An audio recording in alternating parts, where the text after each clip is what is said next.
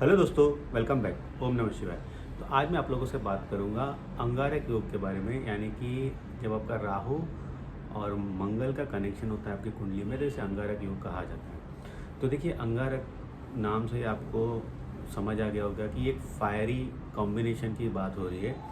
और दोनों देखिए, एक तरीके से आप समझ सकते हो कि बहुत ज़्यादा तमाशे प्लैनेट होता है और दोनों फायरी प्लैनेट बहुत ज़्यादा होते हैं।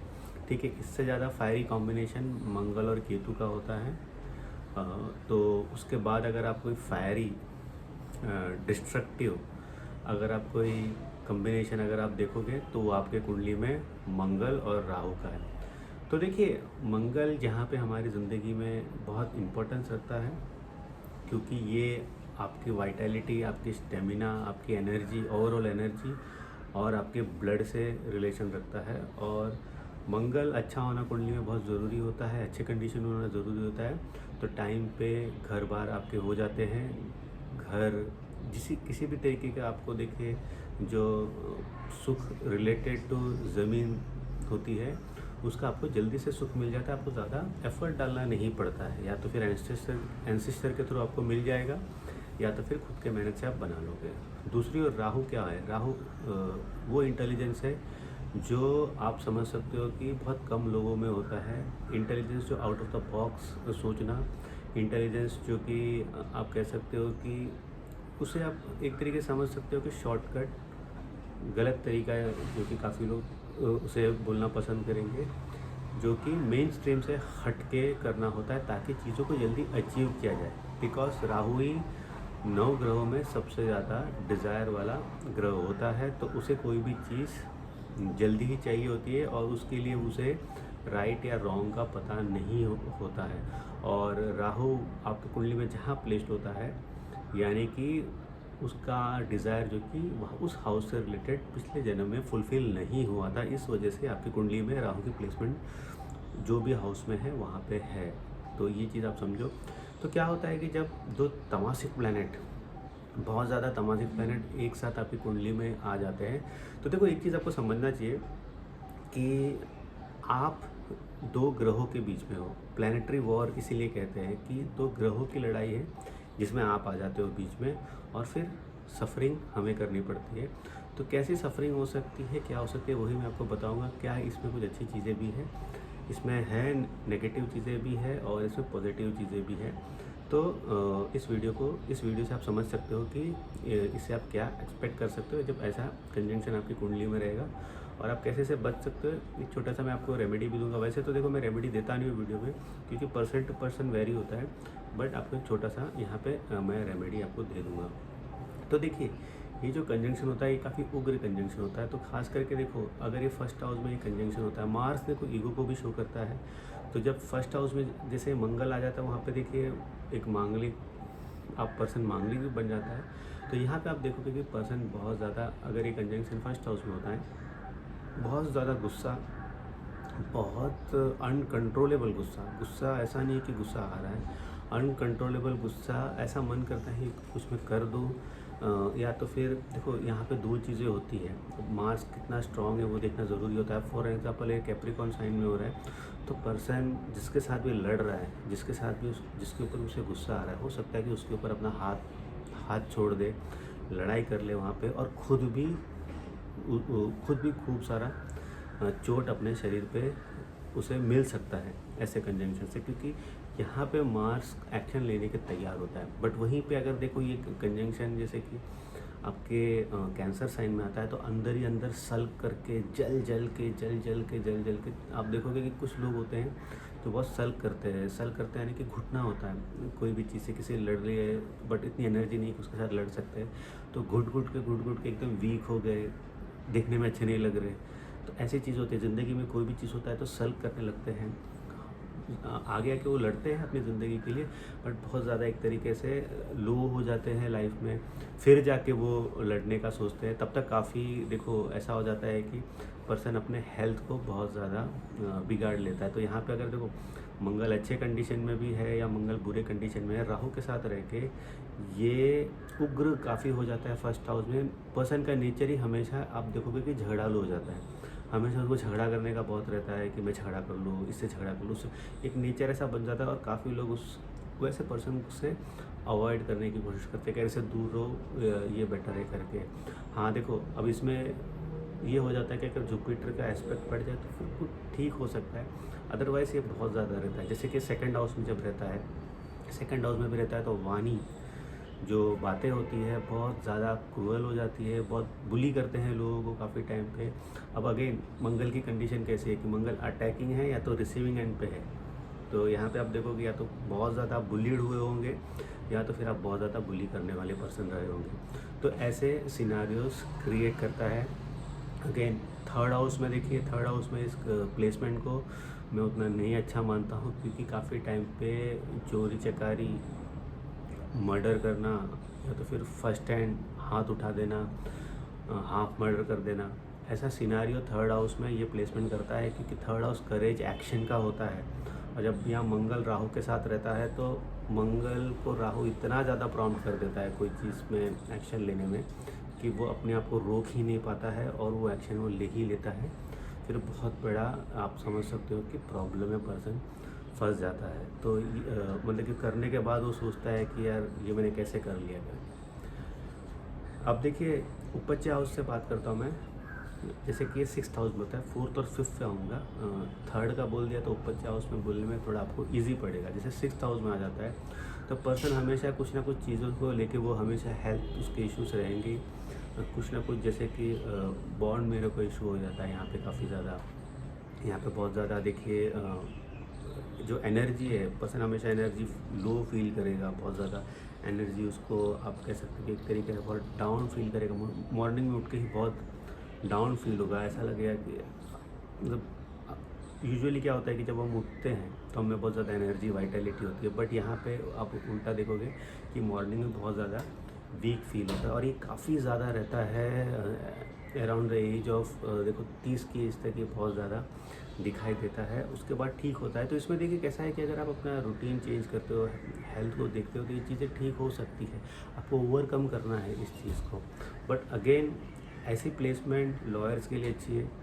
6th हाउस में अगर ये कंजंक्शन आपका हो रहा है, लॉयर्स के लिए अच्छा है। कोई ओरेटर है जो डिबेट में बैठता है, जो काफ़ी ज्ञानी है, उनके लिए कंजंक्शन बहुत अच्छा है। स्पोर्ट्स पर्सन के लिए ये कंजंक्शन 6th हाउस में बहुत अच्छा है। 5th हाउस में देखिए ये जो दोनों कंजंक्शन अंगारक है, ये 5th, ये 6th हाउस, ये 9th हाउस, 8th हाउस में ये कंजंक्शन बहुत अच्छा है। अगर आप ऐसे कोई फील्ड में हो जहाँ पे कंपटीशन है, अगर आपका फील्ड कॉम्पिटिटिव फील्ड है तो ये कंजंक्शन बहुत अच्छा हो जाता है। 8th में नहीं मैं बोलूँगा उतना, बट 6th, 5th और 9th ये जगह पे ये कंजंक्शन बहुत अच्छा परफॉर्म करता है अगर आप ऐसे फील्ड में हो। अगेन मैं कहूँगा जहाँ पे कंपटीशन हो।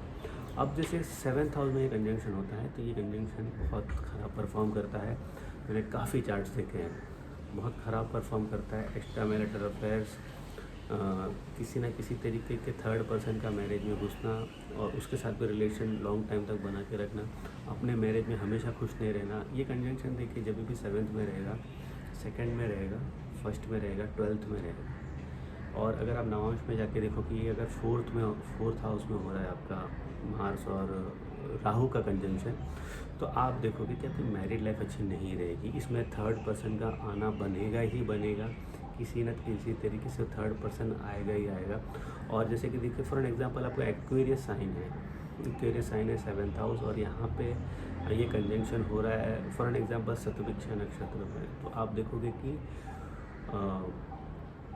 वुमन, अगर आप मैन हो तो मल्टीपल वुमेन्स के आपको बहुत ज़्यादा एक तरीके का एडिक्शन यहाँ पे होता हुआ दिखाई देगा। इवन स्कॉर्पियन साइन में भी ये कंजंक्शन इतना अच्छा परफॉर्म नहीं करता। बहुत मतलब कि आप ऐसी एक्टिविटीज़, सेक्सुअल एक्टिविटीज़ में आपका बहुत ज़्यादा इंटेलिजेंस हो जाता है। जेमिनाइन साइन में इसका इंटेलिजेंस बहुत ज़्यादा होता है सेक्सुअल एक्टिविटी मल्टीपल पार्टनर्स बनाने में। तो ये कंजंक्शन इस वजह से बहुत ज़्यादा देखिए अच्छा नहीं है एक तरीके से। इसके पॉजिटिव्स भी है, जैसे मैंने आपको बताया कि कंपटीशन के लिए ये कंजंक्शन बहुत अच्छा है। बट मैरिटल लाइफ में आप कंपटीशन नहीं करते हो, घर में आप कंपटीशन नहीं करते हो, अपने आप से आपका कंपटीशन नहीं होता है, आप अपने आप को बहुत अच्छा रखते हो। ये जो हम कहते हैं ना कि अपने आप को टास्क दो, अपने आप को बेटर करो। अपने आप को बेटर करना ठीक है, बट अपने आप से कंपटीशन नहीं करना होता है कभी भी। अपने आप को अच्छा रखना होता है, अपने आप को डेवलप करना होता है। अपने आप से बहुत लोग बोलते हैं ना, मिरर में देख के खुद को ही चैलेंज करो, ऐसा नहीं होता। अपने आप को डेवलप करना होता है।